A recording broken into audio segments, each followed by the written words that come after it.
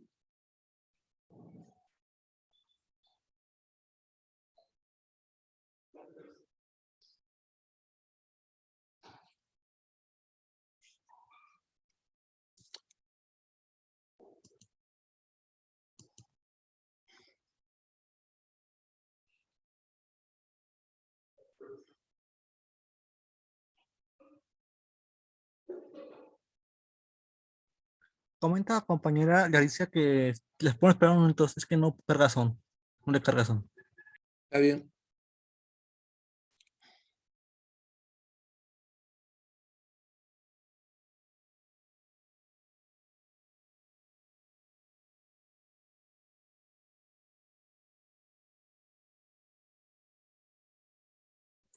Hola, ¿ya me escuchan? ¿Ya? ¿No se escucha entrecortado mi audio? Es que No, me tengo problemas como para ingresar. ¿se oye bien? Sí, está bien, doctor. Excelente. ¿Dónde estás? En Tantoyuca, Ah, en Tantoyuca. pero es que aquí, pues, nunca hay señal. ¿Por dónde está Tantoyuca? ¿Por Cosamaloapan, ¿no? ¿Por dónde está? No, está El de norte, está por el Tuxpan, norte, ¿no? está de Por Tuxpan, Tuxpan ¿por dónde? a 2 horas. Por Poza Rica, por Tuxpan, ¿por dónde? Está de Poza Rica son 5 horas para Entonces arriba. ya está por cerca de Tuxpan o más allá. Ya Más casi allá, la doctor, frontera. está por Tampico, Por Álamo, todavía más. ¿cómo se llama? Por el Higo. Ah, sí, está cerquita, está como a 1 hora. No, pues estás muy lejos, por eso no llega a internet. Sí, perdóneme, doctor, pero ya. No, no hay problema. Ay, ok. Continuamos, Sí se veía mi pantalla, ¿verdad? ya. Ok. Bueno, pues como les mencionaba, la amenaza de aborto es una de las complicaciones obstétricas más comunes, ya que tiene una incidencia que va entre 20 a 25% de los embarazos tempranos.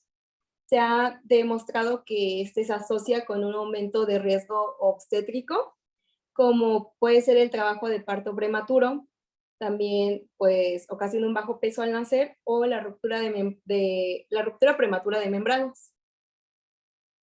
El,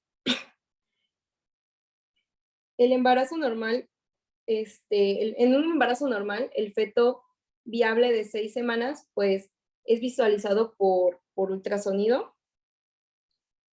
Ya cambió la diapositiva, ¿no, verdad? Bueno, no estamos viendo el riesgo de aborto, es decir, Ah, entre menos semanas de gestación tiene, por ejemplo, a las 6 semanas de gestación, el riesgo de aborto es de 15 a 30%. Pero de 7 a 9, de 5 a 10% y más de 9 semanas, el riesgo de aborto o de amenaza de aborto, no sé, es del 5%. Bueno, la que sigue. Bueno. Okay. Bueno, pues aproximadamente de 20 a 40% de las mujeres embarazadas presentan un sangrado durante el primer trimestre. Las complicaciones pues más comunes de no realizar un diagnóstico oportuno de esto son la pérdida del embarazo o también el diagnóstico pues erróneo de este conlleva a que incremente la mortalidad materno-fetal. La amenaza de aborto pues se presenta en 1 de cada 5 embarazos, de los cuales entre el 3 y 16% termina en un aborto. Es importante que identifiquemos los criterios diagnósticos para determinar esta amenaza de aborto y pues esto nos va a permitir implementar un manejo oportuno y así también reducir el riesgo del aborto.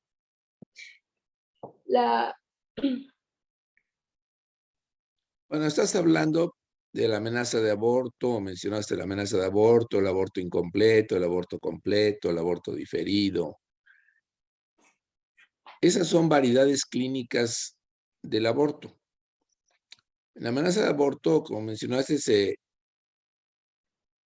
se caracteriza porque hay un sangrado vaginal, generalmente escaso,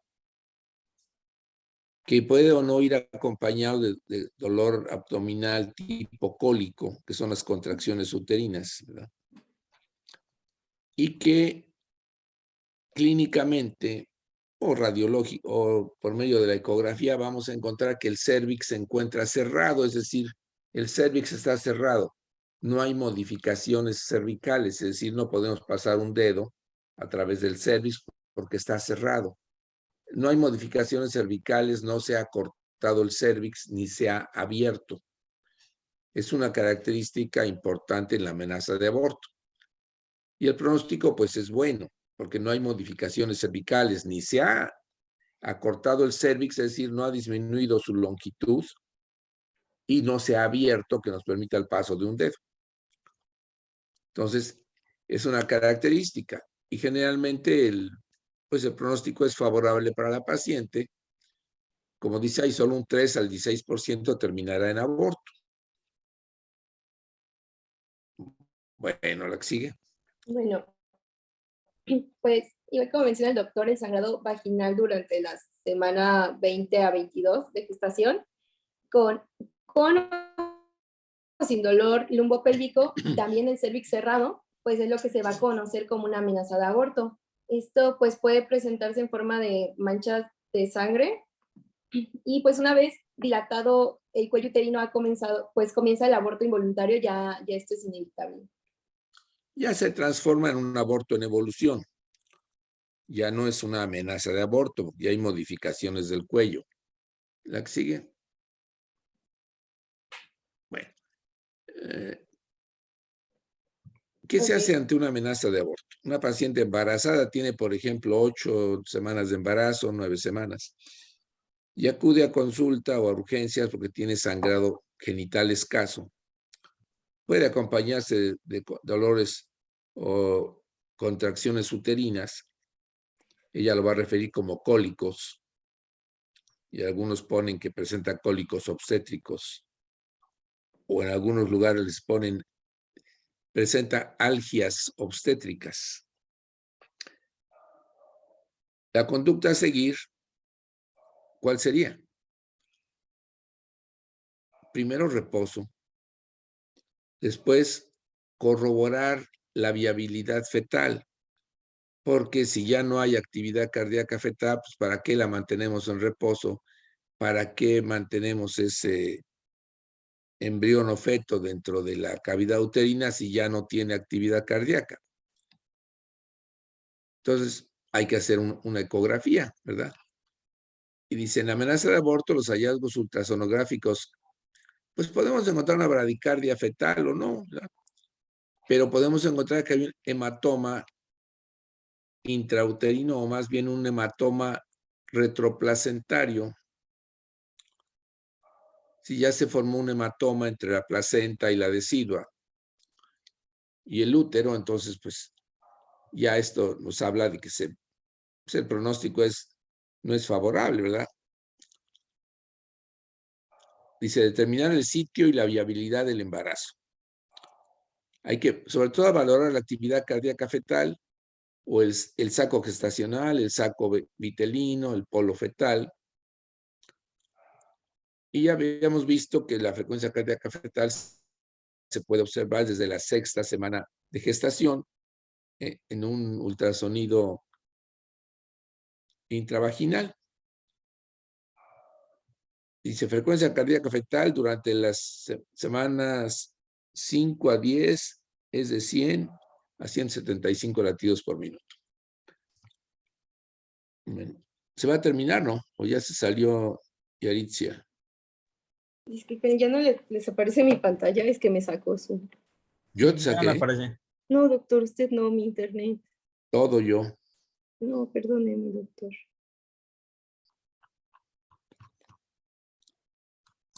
Doctor, una pregunta en la que comparte la compañera. Sí, Entonces, cuando hablamos de viabilidad fetal, nos referimos obviamente a la presencia de frecuencia cardíaca fetal. ¿Sería sí. como el único dato o hay algo más que nos podría hablar de viabilidad fetal?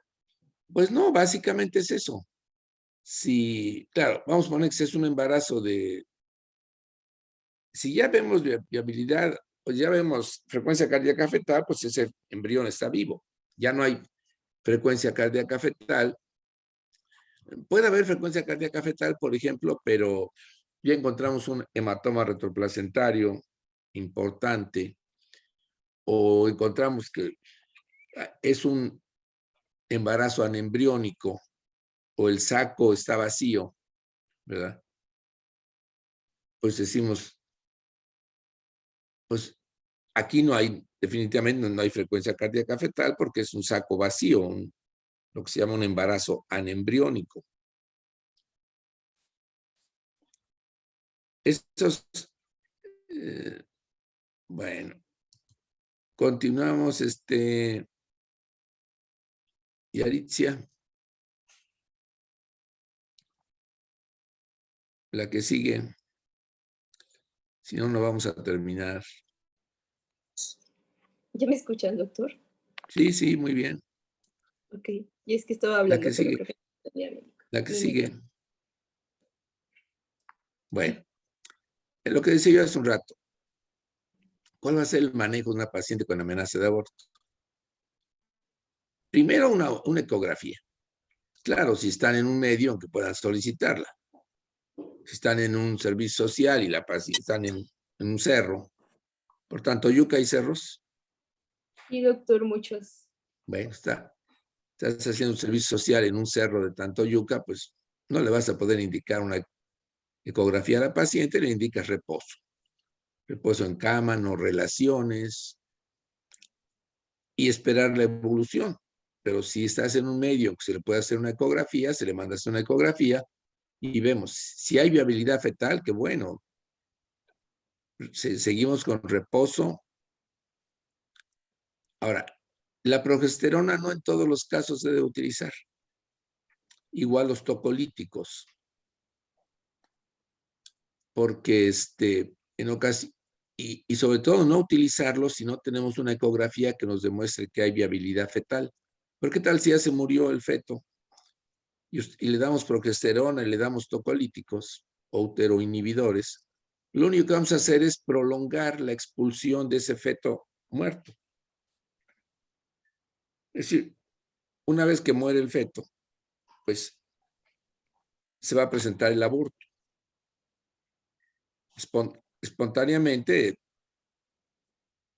se presenta el trabajo de aborto. Pero si nosotros estamos utilizando progesterona o tocolíticos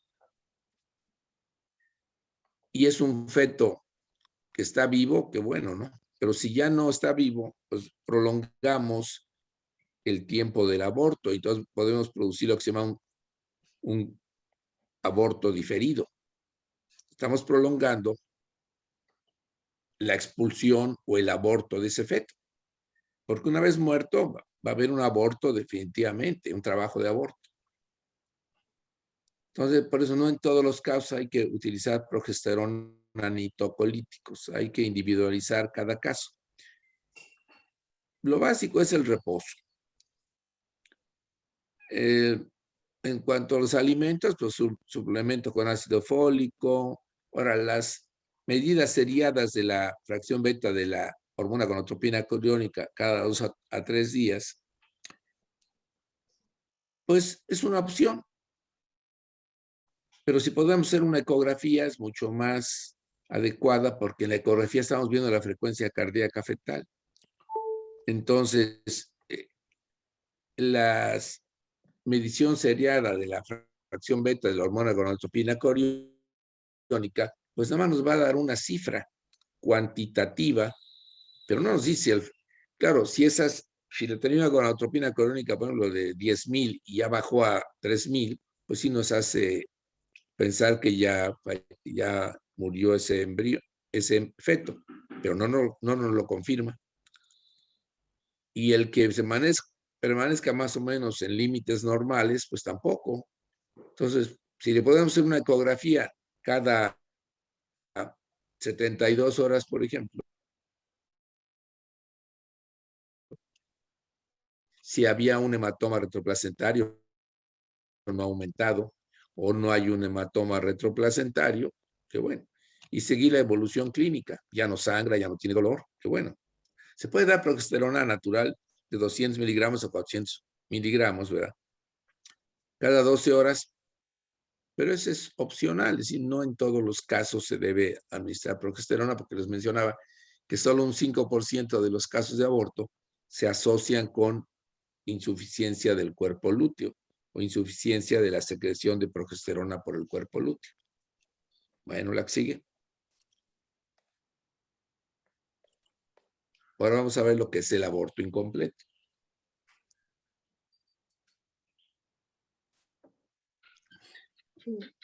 ¿Ya me escuchan? Sí, muy bien. Okay. Bueno, pues durante el aborto, el sangrado sigue pues a la separación placentaria parcial o completa y también va acompañada de la dilatación del orificio cervical. Antes de las 10 semanas de gestación, el feto y la placenta son frecuentemente expulsados juntos, pero después de las 10 semanas puede que se expulsen por separado. Por lo tanto, pues este tejido puede permanecer completamente dentro del útero o también extruirse de manera parcial a través del cuello uterino. Bueno, el aborto incompleto clínicamente lo que se va a manifestar porque la paciente refiere o observamos sangrado genital, pero ya más abundante. No es como en la amenaza de aborto, que el sangrado es escaso. Ya en el aborto incompleto, el sangrado es más abundante y en ocasiones inclusive puede llegar a provocar un shock hipovolémico a la paciente. Sí, puede ser un sangrado muy abundante. Y además encontramos que ya el cérvix está permeable, ya generalmente podemos pasar un dedo a través del cérvix. Ya se observa como, sentimos que podemos pasar un dedo, ya se abrió el cérvix, ya hay modificaciones cervicales. Además de que encontramos en el sangrado en vagina restos placentarios. Lo que observamos es, junto con el sangrado, encontramos como carne molida, que son restos de la placenta, y encontramos fragmentos de las membranas del amnios y el corion. Y por eso muchas veces las pacientes dicen, es que estoy arrojando pellejos. Esos pellejos no son más que las membranas ovulares. Y si nosotros encontramos que al hacer un tacto en el sangrado que encontramos en vagina, se acompaña de un material como carne molida con sangre y además con fragmentos de membranas, pues ya hicimos el diagnóstico que es un aborto incompleto. El tratamiento, pues, es la evacuación de esa cavidad uterina, ¿verdad? Para pues evitar en primer lugar que la paciente siga sangrando y en segundo lugar que vaya a haber una infección secundaria si la paciente, si no evacuamos ese útero y porque ya hubo un aborto, pero como mencionó Yaritzia, parcial, no fue expulsado todo la placenta o todo el feto. Entonces necesitamos evacuar esa cavidad uterina y puede ser por un curetaje o legrado o puede ser por legrado por aspiración, que se utiliza unas cánulas de plástico, no son metálicas y como se ve del lado derecho es una legra, se la puede señalar, es una legra que se mete en el útero y se raspa con la legra. Se necesita un tipo de anestesia general, por lo regular una anestesia endovenosa de 3, 4, 5 minutos cuando mucho, y se mete la legra. Como ya está el cérvix abierto, fácilmente entra la legra y con ese raspamos toda la cavidad uterina. Hay legras romas y legras que tienen filo. Cuando si se puede introducir una pinza de anillos, si está muy dilatado el cérvix, pasa la pinza de anillos y con la pinza de anillos podemos, sobre todo cuando son abortos ya de más de 10 semanas, podemos extraer con la pinza de anillos los fragmentos de placenta o del feto. El manejo expectante solo se da en algunos casos en que pues no hubiera manera de hacer un legrado por aspiración, una evacuación de uterina por aspiración. Y se puede utilizar el misoprostol, que son prostaglandinas, para favorecer la dilatación del cérvix y la contractilidad del mismo, y que pues el aborto sea más rápido. Bueno, ¿qué más, Yaritzia? Bueno, pues estos dos últimos, el manejo expectante y el misoprostol, son indicados en pacientes que están clínicamente inestables o que presentan una infección uterina. Es importante que recordemos pues que cada opción tiene sus propios riesgos y también sus beneficios. Y con los tres, pues la infección y la necesidad de transfusión van a ser muy poco frecuentes. Pero pues el misoprostol y el cuidado expectante van a encontrarse asociados con hemorragias impredecibles. Y pues algunos pacientes que padezcan de esto se someterán a un legrado no programado. El manejo expectante del aborto tiene tasas de fracaso que se aproximan al 25%.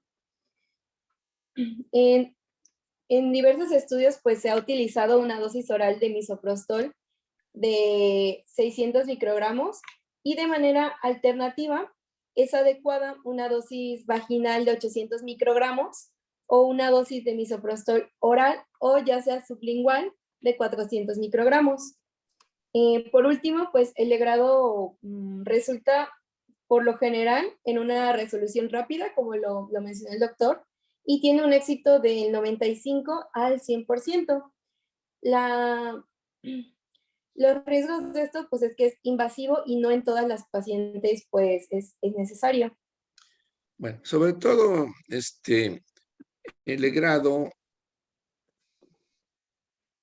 uterino instrumental, que es con legras, o el legrado por aspiración. Pues si la paciente está sangrando mucho, no podemos tener una conducta expectante o un manejo expectante, porque la paciente a veces, no siempre llegan sangrando, pero en forma muy abundante, con hipotensas taquicárdicas y con el riesgo de desarrollar una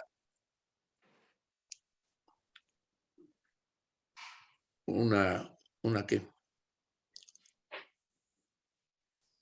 Un shock hipovolémico.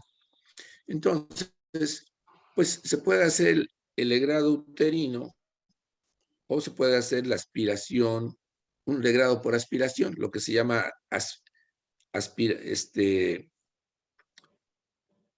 pues es un legrado por aspiración.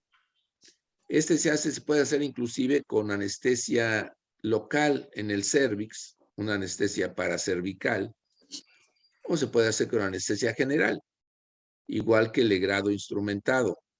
Y digo, es una anestesia endovenosa de unos cuantos minutos. Un legrado se hace en 2 minutos, 3 minutos. O se puede hacer una aspiración manual endouterina, por eso se llama AM o AMEU, aspiración manual endouterina. Bueno, la ventaja que es rápido, la resolución es rápida, la paciente inmediatamente deja de sangrar porque estamos extrayendo todo el restos de placenta, de embrión o de feto, y la decidua, y la paciente deja de sangrar. Y ya se evita el riesgo de que siga sangrando y digo que llegue a una hipovolemia. Bueno, continuamos, ya salió Yaritzia.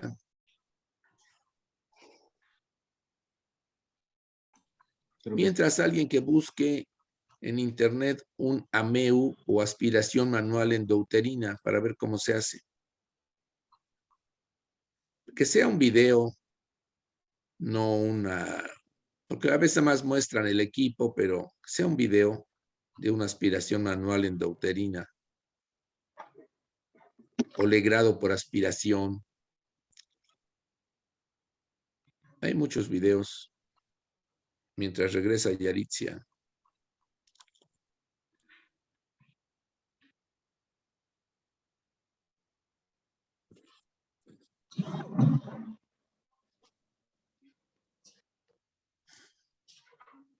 Sí, doctor.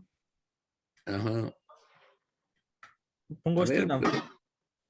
pues el que sea, pero... escuchado la palabra AMEU o aspiración manual endouterina?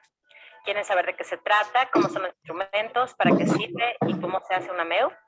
Quédense a ver este video. Soy la doctora Verónica Rembis, ginecóloga, y les voy a explicar paso a paso cómo lo hacemos.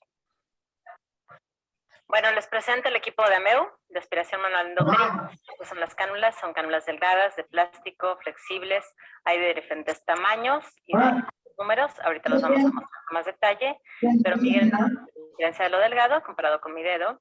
Y además quiero que vean la flexibilidad que tienen, muy suaves. Eso nos reduce muchísimo las probabilidades de lastimar el útero o de perforar el útero. Claro, como todo hay que hacerlo despacio y con cuidado, pero sí el ser flexibles nos permite hacer menos daño. Se conectan a la jeringa y esta jeringa se tracciona como para hacer un vacío, como pueden observar ahí, y entonces tenemos todo el espacio por dentro para poder guardar la muestra.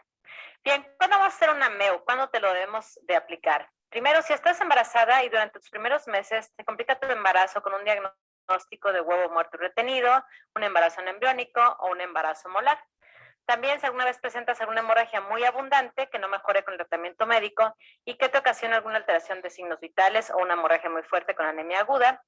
O finalmente si quieres alguna aspiración endometrial para un diagnóstico diferencial entre hiperplasia de endometrio, hipertrofia de endometrio, pólipos de endometrio o inclusive un cáncer.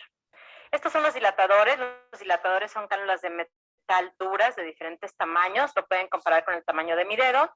Y tenemos cánulas muy gruesas, casi de 1 centímetro, y cánulas tan delgadas como de 1 milímetro. Y los utilizamos en cuellos que están cerrados, en cérvix cerrados. Y estas son las cánulas suaves, delgadas, que son las de AMEU, que son de plástico y son de diferentes números. También el más pequeño, número 4, y el número 8 es el mediano. Tenemos también cánulas gruesas, por ejemplo, del número 12, que usamos para tejidos muy abundantes o hemorragias muy fuertes. Entonces, para cada paciente hay una cánula diferente. Este es el espejo vaginal. Una vez que introducimos el espejo vaginal, colocamos la pinza de POSI, que es la cánula de metal que pueden ver ahí, y esa nos sirve para traccionar el útero y podemos rectificarlo y dejarlo más fácil para el acceso. Ahí pueden ver justo al centro se está metiendo la cánula al cervix, en el orificio cervical externo, y entonces conectamos la cánula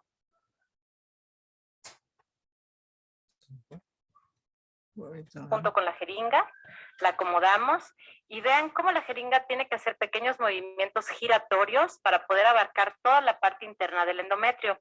Debemos imaginarnos como si fuera un círculo y girarlo poco a poco para que ninguna porción quede con restos ovulares. Al girarlo, la cánula va tomando muestras en cara anterior, lateral derecha, posterior y lateral izquierda de la paciente. Lo debemos de hacer las veces que sean necesarias hasta que no salga ningún tipo de tejido o ninguna cantidad de sangrado. Esto puede ser variable, alrededor de 1 minuto puede tardar una MEO o puede tardar 5 minutos. Normalmente no son procedimientos muy largos, generalmente son procedimientos cortos y de hecho, pues, atención, que se haga con calma, pero en una velocidad promedio para que la paciente no esté en riesgo. Son procedimientos que se usan generalmente con sedación o en algunos casos con bloqueo peridural, cuando son pacientes delicadas graves o con algunas enfermedades que impiden la pura sedación. O bien podemos combinar sedación con bloqueo según el caso. Aquí se extrae la jeringa, empezamos a separar la muestra y todo queda en la parte del centro. Todo se manda a patología siempre para estudio. Aquí lo estamos vaciando en un frasco con formol. Todo lo que ustedes ven rojo, como con coágulos, solamente es sangre, pero de pronto pueden ver algunas porciones que tienen tejido como blanco, grumoso. Ese es tejido que puede ser desde endometrio con alguna alteración o en algunos otros problemas en embarazo. Aquí vemos otro ejemplo en donde ya es un embarazo más grande, como de 12 semanas, en donde sí se ve el saco gestacional grueso, grande de 4 o 5 centímetros, y se ve también el embrión, cómo se forma a veces un embrioncito de 2 o 3 centímetros, que su corazón dejó de latir y ya no puede llevarse a cabo el embarazo. Una vez guardado en formol, se puede conservar por mucho tiempo o bien enviarse a patología de inmediato para su diagnóstico definitivo. Finalmente revisamos el cervix, vemos que no existe ya ningún sangrado activo, verificamos cómo se colocó la POSI, que no deje sangrado y que la paciente ya tenga su cuello perfecto, sin sangrado y poderla dar de alta. Espero que este video haya sido de utilidad para todos ustedes y lo puedan compartir. Suscríbanse al canal. Ya lo cerramos. Esa es una aspiración manual endouterina. Digo que se puede hacer con anestesia local para cervical, es decir, infiltrando el cervix. Pero, pues como hay muchas, a veces no es la anestesia local, no es tan, no es suficiente y la paciente se queja o se mueve. Entonces, la mayoría de las veces se hace con sedación, una sedación endovenosa o una anestesia endovenosa de unos minutos. Y la ventaja de la aspiración manual es que las cánulas son de plástico, como vieron, terminan en una punta roma. Hay menos riesgo de perforar el útero. También vieron unos dilatadores metálicos, esos se llaman dilatadores de Hegar, y van desde el número también como, generalmente de un lado, hagan de cuenta, aquí es más ancho, aquí es el 4 y aquí es el 5, otro dilatador es el 4, 5, 6 y 7, 8 y 9, o 7 y 8. Son dilatadores metálicos que si el cervix está cerrado, los introducimos. Siempre hay que primero, claro, hacer una buena asepsia y antisepsia, y luego tomar el cervix con una pinza de POSI. No sé si ustedes ya llevaron educación quirúrgica, no sé si conocen el instrumental. La pinza de POSI es una pinza que se cierra así. Entonces se agarra el cervix, pero tiene dos como agujas gruesas que perfora el cervix y es para traccionar el cervix. Es decir, tenemos que jalar el cervix para enderezar la curvatura del útero, porque el útero puede estar en anteverso flexión. Entonces al jalar el cervix ya lo enderezamos el útero y evitamos que si hacemos esto podemos perforar el útero, pero si jalamos el cervix enderezamos el útero y entonces introducimos la cánula, y sobre todo cuando son legras, que son metálicas, podemos perforar el útero, pero es menos riesgo con esas cánulas de plástico. Entonces se conecta una jeringa que previamente se hizo el vacío. Y entonces, claro, se pone un espejo vaginal, tomamos el cervix con la pinza de POSI, lo traccionamos el cervix y empezamos a meterla. Siempre antes que nada hacemos un tacto, vemos qué tamaño está el útero, qué situación, qué posición tiene. Y ponemos el espejo vaginal, ponemos la pinza de POSI en el cervix, jalamos, traccionamos la pinza de POSI y empezamos a meter la cánula de plástico unida a la jeringa y empezamos a darle vueltas Y como hay un vacío en la jeringa, todo el tejido que está entrando a la cánula es jalado, por decir algo así, hacia la jeringa. Es un procedimiento que puede tardar 1, 2, 3, 4, máximo 5 minutos. La doctora hablaba que se puede utilizar, por ejemplo, para una biopsia de endometrio. Se puede utilizar para hasta el diagnóstico de un cáncer de endometrio. Se puede utilizar, como en este caso que estamos hablando, de un aborto incompleto. Es poco el riesgo porque las cánulas son de plástico y es mínimo el riesgo de perforar el útero.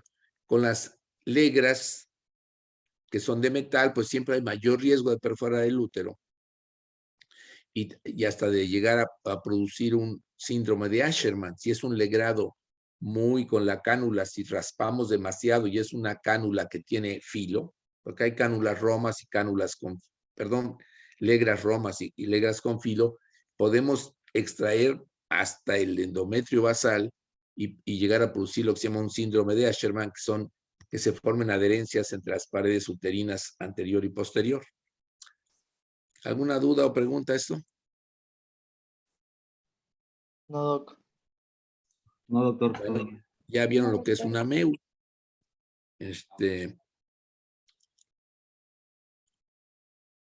Digo, y en un embarazo, en un aborto incompleto, ya el cervix está abierto. Ya no hay que utilizar un dilatador. Ya no, ya para qué, ya si podemos, hasta inclusive metemos un dedo. Lo único que vamos a hacer es vaciar, limpiar la cavidad uterina. ¿Verdad? Lo que algunos luego dicen, las señoras dicen, me hicieron un raspado. No es un raspado. Es un legrado.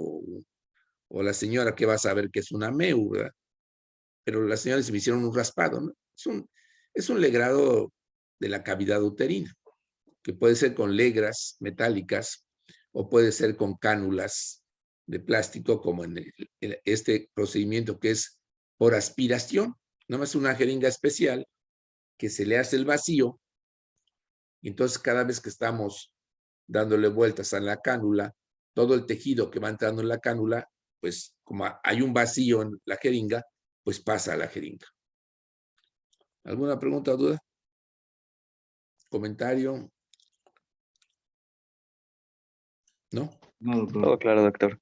Claro, doctor. Bueno, pues no sé si apareció Yaritzia o Sí, Wanda. doctor. Ya apareciste. ¿Viste el video? Un poquito, es que me está sacando constantemente. Bueno, nos vemos entonces ¿qué? El lunes, doctor. El lunes, ¿verdad? El lunes. Sí, El doctor. lunes. Vamos a irnos más rápido, Yaritzia. Y se han de faltar como 20 diapositivas, o me equivoco. Un poquito más, doctor. Entonces, vamos a irnos rápido y veamos también embarazo ectópico el lunes. Y el martes vemos mola.